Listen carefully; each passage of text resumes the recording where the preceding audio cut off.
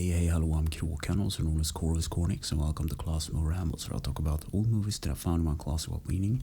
This week's movie is Snatch, and it's about 1 hour and 38 minutes, and it actually starts with the beginning of the movie is actually the ending as well, so introducing Turkish and Tony sitting against the sky. So the whole thing about this movie is about a diamond, a huge diamond worth a lot of money.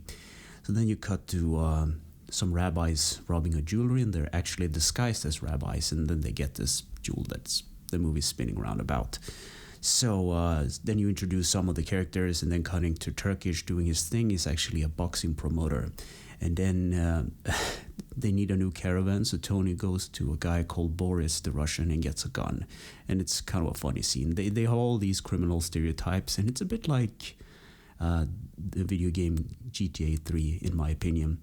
So then they introduce Bricktop, which is this bookie kind of gangster, and he feeds people to pigs actually, which is kind of gruesome.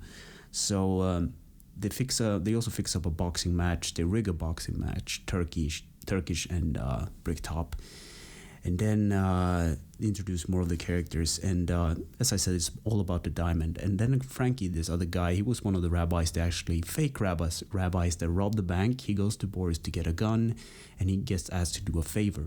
And Frankie is addicted to gambling, which is also kind of funny. So he plays a bet in Boris' name, and that was the deal, because Boris can't do it himself, because then he will be involved in this whole deal, this whole thing. So then Tony, Turkish, and a boxer goes to the gypsy camp to pick up a caravan, and of course the deal goes south, and the caravan actually breaks down, and then the boxer goes up against one of the gypsies played by Brad Pitt, called Mickey. And Mickey is a former boxing champion, so bare knuckle boxing champion in fact, so he just knocks the guy out, and that leads to a whole lot of other things happening. And then we cut to Vincent and Sewell. They work at this pawn shop, and Boris enters the scene, and he wants to recruit them to rob a bookies. So they get a getaway driver called Tyrone, I believe, and he's a very big boy. He can't run away from anything. And then Turkish and Tony goes to the Pikeys, the gypsies again, to recruit Mickey again as a boxer, because Bricktop wanted that, giving him one last chance. And then Vincent and Sewell tries to rob the bookies, but are not going too well. But they manage to snatch up the Frankie and the briefcase. But the briefcase is attached to him, so they go back to the pawn shop, and Boris is there, and he realized that he have to chop off the arms, so he does that and takes the stuff, and they get paid. It's very hilarious. And then there is Mickey gets recruited again, and it's a lot of crazy things happening around it. It's all about this diamond, and then Tony gets involved, this other guy that's basically he can find anybody. So he gets involved in actually finding Frankie, but they don't know that he's dead. So Tony saves Turkish because they're smashing up their little arcade. And then Mickey's mom gets burned alive in a caravan because he refused to do the fight for Bricktop. And then Tony takes Boris in, and that leads into a car crash.